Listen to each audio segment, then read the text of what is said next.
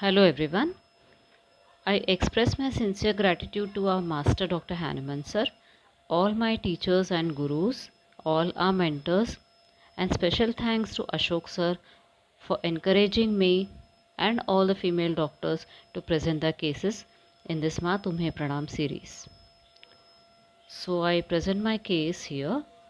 So this is the case of of acidity and anxiety disorder of one of my distant relative who is 49 years old female, a government school teacher staying with her husband who is also a government school teacher.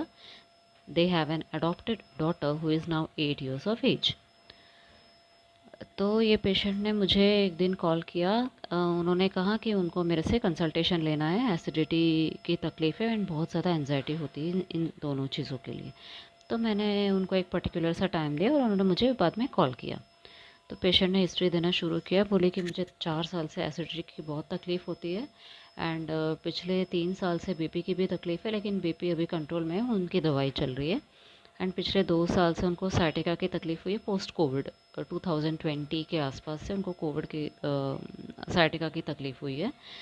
तो तो मैंने कहा अच्छा acidity के बारे में कुछ बताइए। तो पेशेंट ने बोला कि कुछ नहीं डॉक्टर, मुझे ना पिछले 4 साल से तो हर दिन मैं एंटासिड लेती हूँ।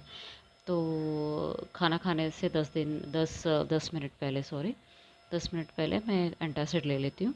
तो अगर एंटासिड मेरा मिस हुआ या मेरा खाना डिले हो गया तो उस दिन मुझे तकलीफ़ होना ही है। तो मैंने बोला क्या होता है? तो बोलते कि आधी रात को मैं सोने के बाद ना आफ्टर मिडनाइट मैं एकदम चोकअप फीलिंग के साथ उठ जाती हूँ। मेरे चेस्ट में हेवीनेस लगता है, बहुत सफोकेशन होता है, मुझे सांस लेने में बहुत तकलीफ़ होती है। तो मैं उठ जाती हूँ, फिर उठने के बाद ना मुझे वॉशरूम जाने की इच्छा होती है। तो लेकिन वॉशरूम जाने से पहले मैं क्या करती हूँ, मेरे हस्बैंड को जगा देती हूँ। I make sure that he is wake in at the time and मैं उनको उठा देती हूँ कि ताकि वो जगे रहे, मुझे डर लगता है कि कुछ हो ना जाए ऐसे। तो मैं मेक श्योर करती हूँ कि हस्बैंड उठ जाए। तो मैं उनको उठा देती हूँ, उठाने के बाद फिर मैं वॉशरूम जाकर आती हूँ। वॉशरूम जाने के बाद भी कभी कभी एक दो बार फ्रिक्वेंटली जाना पड़ता है। मैं जाके आने के बाद भी कभी कभी ठीक नहीं लगता। फिर मुझे ना बहुत प्यास लगती है क्योंकि ना थ्रोट में बहुत ड्राइनेस हो जाता है वो टाइम पे। तो मैं सिप्स में थोड़ा थोड़ा पानी लेती हूँ। वो पानी पी के फिर यहाँ थोड़ा वहाँ चलना, थोड़ा फिर थोड़ा लेटना, फिर थोड़ी देर चलना, ऐसे वैसे करके बड़े मुश्किल से मुझे नींद लगती है। लेकिन मैं जब सुबह उठती हूँ ना, then I feel a lot of heaviness in my body and there is lot of weakness also and there is lot of difficulty in getting up in the morning. And she said मैं ना बहुत ज़्यादा सोचती हूँ रात भर doctor, इसलिए ये शायद से तकलीफ़ है मुझे। एंड मुझे ना बहुत टेंशन लेने की आदत है पहले से ही हर छोटी छोटी चीज़ों में। मैंने बोला अच्छा ऐसे क्यों, क्या सोचती हो, क्या टेंशन है आपको? तो पेशेंट ने बोला कि यही कि उन्होंने आईवीएफ ना 3 बार लिया है, जो तीनों बार फेल हुआ है एंड चौथी बार they have decided to adopt a daughter. Now her daughter is 8 years of age and this lady has adopted the daughter when she was 41 years of age. तो अभी ये डॉटर उनकी 8 साल की हुई है। तो उन्होंने बोला कि मुझे ना ऐसे लगता है कि क्या मेरा डिसीजन सही है या नहीं, क्या मैंने बहुत देर लगा दी क्या डिसीजन लेने में।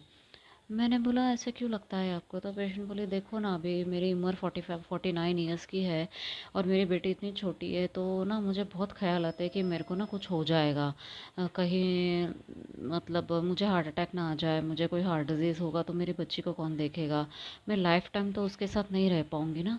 तो मुझे ऐसा लगता है ना ये सांस लेने की तकलीफ़ की वजह से सीधा मुझे लगता है कि कुछ हो जाएगा। तो मैंने पूछा कुछ हो जाएगा मतलब आपको लगता है कि आप मर जाओगे ऐसे? तो बोले हाँ डॉक्टर, सच में मुझे ऐसा लगता है, पता नहीं मुझे ना बहुत ऐसा फील होता है कि नहीं सफोकेटिव अटैक इतना सीवियर होता है ना, मुझे लगता है कि आज तो मैं गई, मतलब मेरा काम तो हो गया अभी, ऐसा लगता है मुझे। तो मैं और वो रात भर ये विचार चलता है मैंने ये डिसीजन सही लिया नहीं लिया, क्या मैंने बहुत देर लगा दी, क्या मुझे पहले लेना चाहिए था कि ये डिसीजन, यही सोचते रहती हूँ शायद से। और मैं बहुत टेंशन लेती हूँ मेरे बेटी का क्या होगा, ये सब ना, इसलिए मुझे सुबह बहुत हैवीनेस लगता है। मैंने बोला अच्छा ओके। तो मैंने उनसे पूछा कि आपको ये तकलीफ़ सिर्फ रात को ही होती है कि दिन में भी होती है? तो पेशेंट ने बोला कि नहीं दिन में भी होती है ना, जैसे छुट्टी का दिन हुआ या मेरे एंटासिड मिस हुई या मेरा खाना लेट हो गया, वो टाइम पे होती है मुझे दिन में भी तकलीफ़। तो मैंने बोला फिर तभी क्या लगता है आपको? तो बोले तभी भी ये ख्याल आता है क्या? तो बोले नहीं, दिन में जब भी होता है ना तभी इतना डेथ वाला फियर तो तभी नहीं रहता, लेकिन हाँ ऐसे ज़रूर लगता है कि मैं शांत रहूँ एक रूम में जाके, कोई मुझे डिस्टर्ब ना करे, एब्सोल्युटली शांति रहे। और मेरी बेटी को मैं बोलती तू वो टीवी का वॉल्यूम एकदम लो रख या तो बंद बंद कर दे टीवी में, फ़ोन साइलेंट पे रख दे, तो मैं जाके शांत लेट जाती हूँ। थोड़ी देर अपना मैं सो जाती हूँ, कोई डिस्टर्ब ना करे ऐसे स्टेट में। फिर अपने आप जब मैं ठीक होती हूँ फिर बाहर आके अपना काम करने लगती हूँ ऐसे। तो मैंने बोला अच्छा। और तो पेशेंट ने बोला कि अ, मुझे ना जैसे मैंने कहा कि साइटिका की तकलीफ़ है ना, तो ये आईवीएफ जो 3 बार जो मैंने लिया है ना, बहुत ज़्यादा दवाइयाँ ली थी मैंने वो टाइम पे ना, तो शायद यही कारण होगा कि ना मुझे ये लेफ़्ट साइडेड साइटिका की शुरू हो गई। और वो टाइम पे डॉक्टर ने मुझे बोला था कि आपको ना एक बार एमआरआई करवाते, तो मेरा एमआरआई भी करवाया था। तो एमआरआई किया तो पता चला डॉक्टर ने बोला कि आपकी ना थोड़ी सी नस दब गई है, बट उसका कोई एज सच तो ट्रीटमेंट नहीं है, आप इतने ज़्यादा ओबीज नहीं हो, बट आप क्या करना, थोड़ा आप रेस्ट ले लो, बहुत ज़्यादा तकलीफ होती है तो टेम्पररी पेन किलर्स वगैरह लेके मैनेज करना होता है, इसके लिए तो कोई एज सच परमानेंट कोई ट्रीटमेंट एलोपैथी में है नहीं। तो फिर मैं वैसे ही करती हूँ, लेकिन फिर देखिए ना, मेरे फैमिली डॉक्टर ने एसिडिटी के लिए तो बोला है कि आपको चलना है, वॉकिंग एक स्केड्यूल बनाओ। लेकिन अब देखो ना, मैं सुबह जाती हूँ 8 बजे, तो मैं शाम को 6:30 7 बजे घर पे आती हूँ। तो मेरा वॉकिंग तो होता नहीं है। और ये डॉक्टर्स sciatica के डॉक्टर तो बोले तो आपको रेस्ट करना है, एंड एसिडिटी के डॉक्टर बोले आपको वॉकिंग करना है, तो मैं कैसे करूँ ना ये दोनों चीज़ें, तो मुझसे मैनेज नहीं होता है। तो मैंने बोला ओके। और बताओ, तो उसने बोला कि डॉक्टर मेरे को ना बहुत छोटी छोटी चीज़ों में ना बहुत टेंशन ले लेती हूँ मैं। तो मैंने बोला क्या टेंशन लेते हो? और तो बोले देखो ना, अभी किसी का समझो विलेज में किसी का डेथ हो गई, या किसी को चेस्ट पेन हुआ, या किसी को कुछ किसी के रिपोर्ट में कुछ आ गया, तो मुझे इतना डर लगता है ना। तो मुझे लगा कि नहीं, तो श्योर रहती हूँ कि आज रात को मुझे तकलीफ़ होने वाला, उस रात को मुझे तकलीफ़ होती ही है। और मेरे भाई ने छोटे भाई ने मुझे बताया था कि कोविड के थर्ड वैक्सीनेशन के बूस्टर डोज के बाद लोगों को ना एसिडिटी की तकलीफ़ें बहुत ज़्यादा बढ़ गई थी। तो मुझे भी ऐसे ही लग रहा है कि और ना लोगों को हार्ट अटैक भी आए उसके बाद। तो मैंने ये जब से सुना है ना, एक 5 6 महीने पहले, तो तब से मुझे तकलीफ़ ज़्यादा होने लगी है ऐसे। तो मैंने बोला अच्छा अच्छा, उसके बाद सबको तकलीफ़ बढ़ गई ऐसा लग रहा है? तो पेशेंट ने बोला हाँ। तो और आपके फिर आपने कभी टेस्ट वगैरह करवाया है क्या उसके लिए? तो बोला अरे मेरे फैमिली डॉक्टर के पास एवरी वीक मेरा विज़िट होता है, मुझे एवरी वीक कम से कम एक बार तो मैं जाती हूँ। हर बार बीपी चेक करते, हर बार ईसीजी करते, फिर भी मेरा ईसीजी नॉर्मल आता है। इनफैक्ट एक बार ऐसे हो गया था कि आधी रात को मुझे बहुत ज़्यादा तकलीफ़ हुई थी ना, तो मेरे फैमिली फिजिशियन भी हमारे तभी गांव में नहीं थे, तो हमारे ऊपर एक टेनेंट एक लड़का है, उसके पास ना बीपी अपैरेटस है, बीपी मशीन है। तो मैंने उसको बोला कि मुझे बहुत तकलीफ़ हो रही है, शायद बीपी बढ़ गई है मेरी, तो बीपी चेक कर। और लड़के ने मेरा बीपी चेक किया तो मेरा बीपी एकदम नॉर्मल था। लेकिन ना मुझे लगा कि फिर से एक बार शायद से तकलीफ़ बढ़ गई, मैं एक बार ईसीजी करवाऊँ क्या। लेकिन तभी फैमिली फिजिशियन तो थे नहीं, तो उस रात उतने रात को तो गवर्नमेंट हॉस्पिटल में कोई अटेंड कोई करने करेगा नहीं। तो मैं सुबह सुबह उठ के नेक्स्ट डे मॉर्निंग मैं गवर्नमेंट हॉस्पिटल चली गई। तो गवर्नमेंट हॉस्पिटल में उन्होंने फिर से मेरा बीपी चेक किया, बीपी तो नॉर्मल था, लेकिन उनके पास ईसीजी मशीन ही नहीं थी।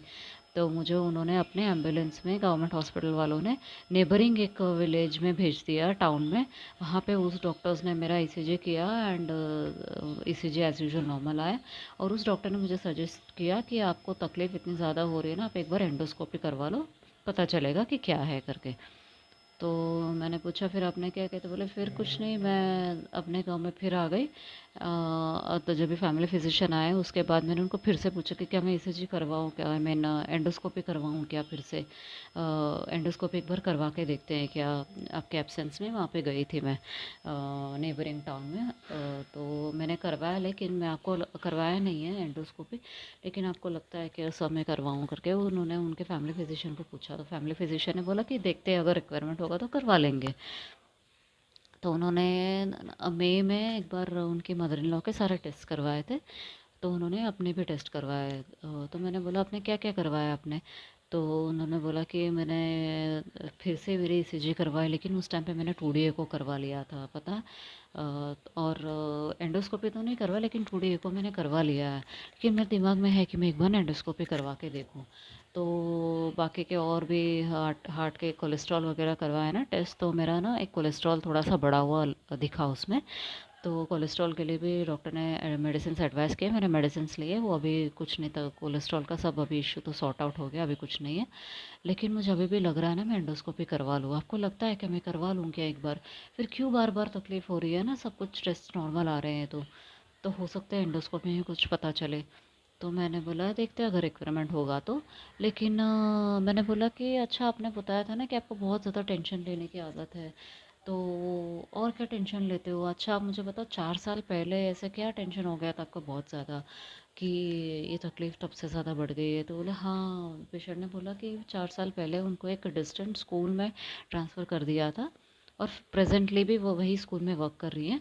तो स्कूल में उनको ट्रांसफ़र कर दिया था, और उसी साल उनके स्कूल में बायोमेट्रिक का इंट्रोडक्शन किया था। तो मैंने बोला फिर क्या तकलीफ़ हो गई उससे? तो बोले कि नहीं, वो स्कूल बहुत दूर था ना, तो मुझे ट्रैवलिंग कैसे करना था, मुझे उसका कॉन्फिडेंस नहीं था। तो मैं टाइम पे पहुंचूंगी कि नहीं, मेरे घर पूरे स्कूल पहुंचने तक मेरे दिमाग में यही चलता था। मैं टाइम पे स्कूल नहीं पहुंची तो मेरी बस मिस हो गई, तो मैं पहुंचूंगी कि नहीं। मेरे बायोमेट्री में कुछ गड़बड़ हो गया तो मैं पंच कर पाऊंगी कि नहीं टाइम पे। मेरे बच्चे का टिफ़िन भी बनाना है, मैं अपना भी टिफ़िन बनाना है, मैं टाइम पे नहीं उठी तो अलार्म लगा, मेरा अलार्म नहीं बजा तो बहुत ज़्यादा ये सब सोच सोचते मैं स्कूल जाने तक ना मेरा टेंशन नहीं रहता था, मैं पहुंचूंगी या नहीं, मैं पहुंचूंगी कि नहीं, यही। तो मैं बहुत स्ट्रेस में रहती थी वो टाइम पे। और डॉक्टर, मैंने जैसे आपको पहले बताया ना, मुझे बहुत टेंशन लेने की आदत है हर छोटी छोटी चीज़ों में। तो तब से ये तकलीफ़ मुझे शुरू हुई है, 4 साल पहले से, मैं इतना बता सकती हूँ आपको। तो मैंने बोला अच्छा ठीक है, ओके, तो हो जाएगा, कुछ नहीं, आपको आपका ठीक हो जाएगा, होम्योपैथी से हो जाएगा, आप टेंशन मत लो। So this was the case, and this is just gist of whatever conversation we had on the phone. And I hope you all will crack the remedy, and it will be a learning experience to all of us. Thank you so much.